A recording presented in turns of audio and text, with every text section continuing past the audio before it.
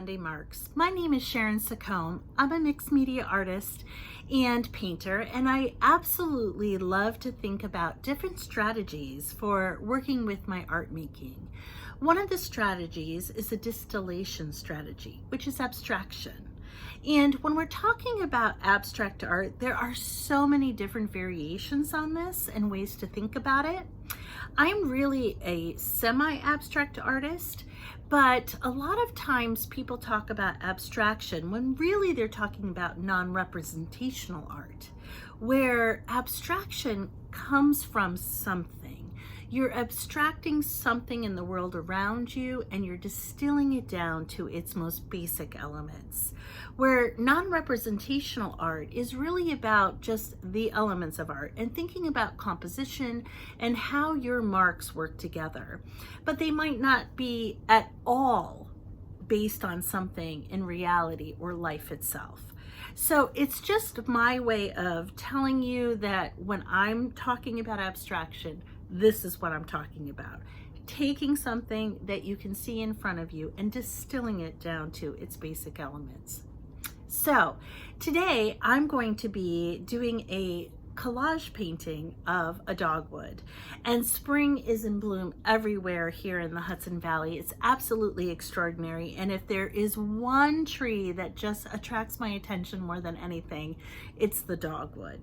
So I have chosen that as my subject matter, and I'm going to use a couple different strategies today to help me represent that in a little bit of a semi-abstract way. And when I think about nature and what I can learn from nature, this is a great time to think about how nature reflects the things that are happening in our own life. And especially because before everything leaves out, there is so much that is just unfurling and budding in front of us that couldn't exist unless there was an open canopy above, the lack of leaves on a tree and sunlight coming through and water nourishing all of nature around you. So just something to think about and reflect on in your own work. But for me, what I'm going to focus on today are a couple different strategies. The first one I'm going to think about is creating a playground, a background for my artwork that is just based on the color and marks that I see around me. I'm not going to paint the subject at all. I'm just going to paint the hint of the subject.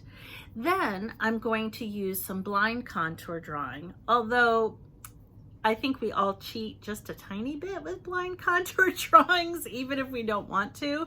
But I'm going to use blind contour drawing, which means that I'm going to look at my subject and not at my paper while I'm drawing. And that helps me loosen up and free up the form so that I'm trying to create the essence of it without creating an exact copy of what I'm seeing. After that, I'm going to use another strategy, which is negative painting. Means that I'm thinking about positive and negative spaces. So I'm going to paint the areas around my subject without painting the subject at all. And that brings out that background, that playground that I've created, and it allows it to really sing. It already has the colors and the marks that I was noticing without being the subject itself. Then I'm going to create some beautiful collage papers using some wet strength tissue paper and create some textures and marks that I couldn't necessarily create with paint and a paintbrush, but work really well when I start to layer it on top of my painting. So you're going to see all of this come together into a final product, which is of a dogwood in the spring. So I hope you'll just follow along on the journey and see how I go from a playground of ideas to a finished product of something that really sings to me in the spring. One of my absolute favorite things to do when I have a piece of paper is start with the playground. Just a really rich background that gives me something to respond to. And typically I hate white paper, but in this case I'm starting with a really soft pale green because of the dogwoods that are going to be my subject matter. However, I'm still going over the background and creating something that is really interesting to look at. And I'm thinking about the dogwood itself, how it grows, the different colors that I find in the springtime as things are starting to bloom, and creating those effects with my paintbrush and my paints. So I'm not thinking about creating a dogwood in essence. I'm thinking about how do they grow? What are the colors around it? What are some of the textures and the lines that I might see? From there, I like to go back in and start thinking about, all right, what are some of those textures that I see? And what are some things that are maybe completely opposite? Text or lettering doesn't really go with dogwoods, but I like a little sense of surprise. So here I'm using some frottage, which is just a crayon rubbing over some stencils with text. And then I'm going in thinking about the same textures and colors, and I'm using some stencil marks. Stencils are great, especially when you start overlapping them, and I'm working on top of a wet strength tissue paper, which is really important to me because as you work with stencils on that, and by the way, this is a makeup sponge, which I love much more than using a stencil brush. It's really soft, it doesn't bleed under the stencil, and I can use it kind of dry, a little bit wet, much better than a brush for me. And here, I'm not using the whole stencil. I'm just using parts of the stencil, overlapping the stencil, but leaving space in between the marks, which will eventually disappear when I go to put them onto my painting background. So just at this point, stopping, creating some interesting marks and textures, and thinking about what color schemes I'm going to use and how things grow, and working with different kinds of line qualities. But even though these stencils have very particular marks, overlapping those marks, so in the end you probably wouldn't even really be able to tell what stencil I used or who it was from, which I think is important, especially if you're looking at maybe selling your work. Use things in small pieces and parts so that you are not creating something that is 100% somebody else's work. And I think that's really important to keep in mind. So I just keep moving my stencil, creating different marks, using that makeup sponge, different colors so that I have a wide variety of things to work with when I start collaging on top of my artwork. And this to me is just so much fun. I love the effects that I can get. And here I'm actually using a Q-tip, which is great for creating these little tiny dots and stipple marks, which when I think about the middle of a dogwood is exactly the shape that they are. It's these tiny little dots and textures that keep repeating themselves. So I'm using multiple colors, darks, mediums, and lights, always thinking in terms of 3, and creating textures that are large, medium, and small, so I have a huge variety to work with in the end, and I think you can see that. So next, getting ready for all of that collage that I made, I'm doing a blind contour drawing. This happens to be a China marker, which is very black because the background is so busy and interesting. And I'm just looking at my subject matter and drawing what I see. I do kind of a mock, I would say, blind contour drawing, because every once in a while I pick up and focus and then I have to figure out, oh gosh, where do I go back and start? So once my drawing is complete, one of the things I love doing with the playground is coming in and doing a negative painting. And negative painting means that you are painting over or blocking out the area in between your subject matter. So I'm using a teal with some white because I really want to bring, since the color is so dense and a little bit darker, I want to go in with something much lighter. So I'm adding quite a bit of white here, but just going in and painting around the subject matter. So the space in between, which is what a negative painting is. Then, after I have that negative painting, I can start coming in and thinking a little bit more about the subject itself.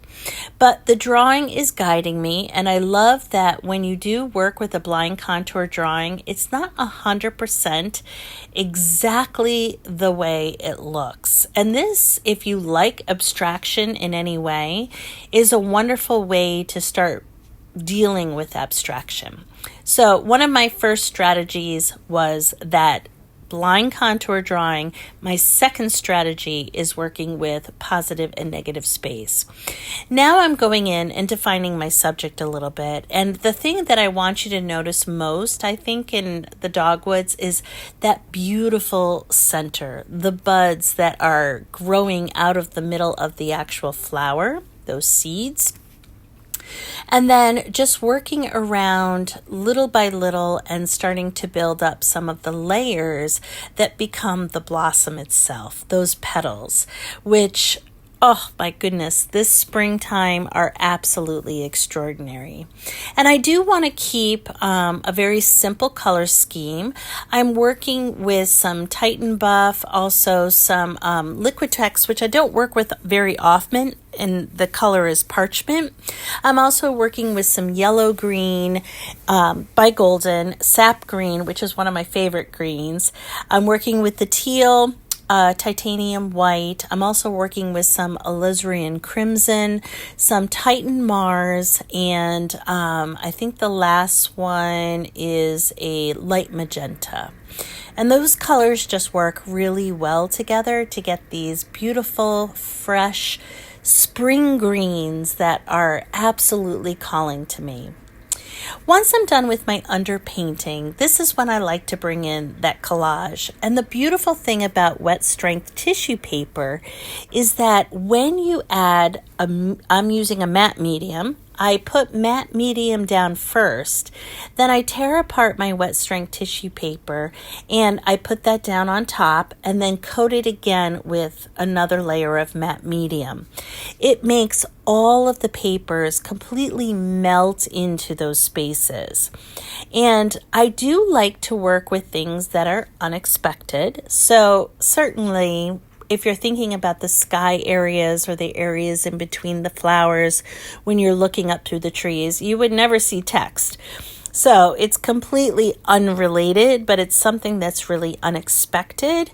And it kind of draws the viewer a little bit closer because you're looking at it trying to figure out what are those marks? And then you realize, oh, those are letters from the alphabet and they don't spell anything. They don't really make sense there, but they add a really lovely texture into the background. So I'm using both the large and small text to fill in those negative spaces that I painted.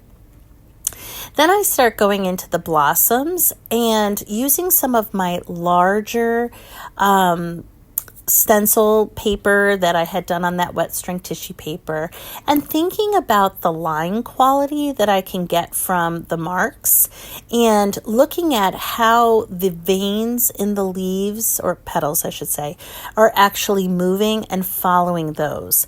But I'm also layering some different colors over top. And again, it just melts into it and allows some of those underpaintings that I spent so much time on to come through. So working over the entire piece at one time, and these marks happen to be a little bit larger, but I also like to blend in some smaller marks as well, so that you're constantly thinking in terms of three: large, medium, small, dark, medium, light, so that even your values are changing in terms of three.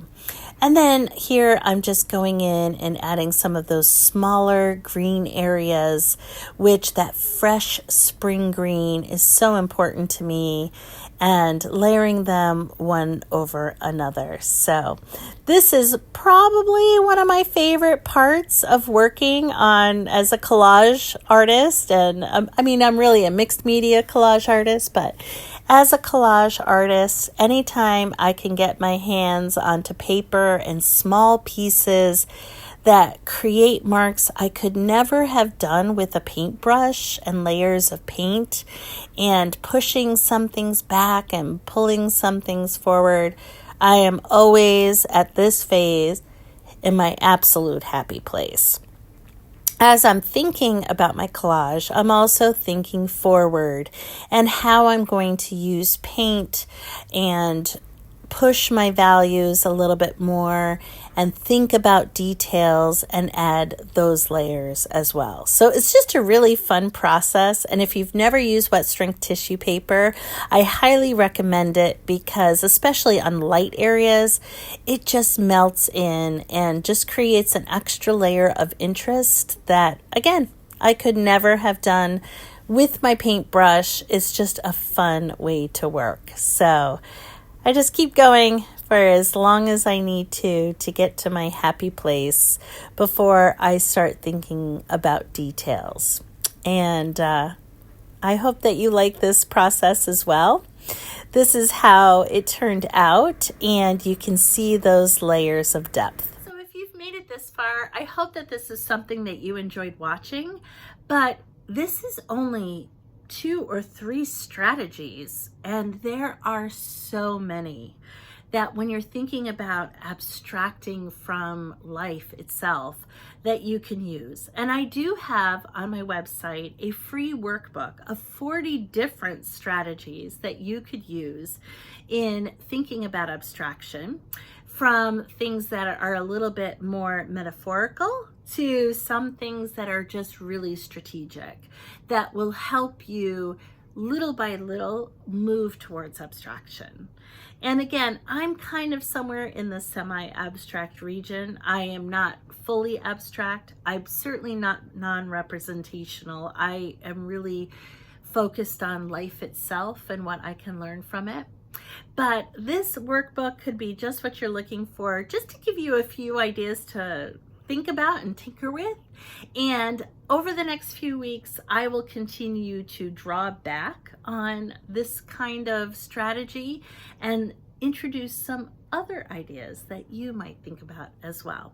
So please head over to my website, download that free workbook, and dive in on your own. And in the meantime, I hope you'll join me the next time on Make Your Mark Monday, which is my newsletter, which is free and has lots of other strategies. And of course, if you want to never miss an episode of Monday Marks, please subscribe. I'd love to have you. And if you want to go really deep into your practice, you can always join my artist membership, the Paste and Paper Playground, where I really dive deep into play, practice, and process. So thank you for joining me, and bye for now.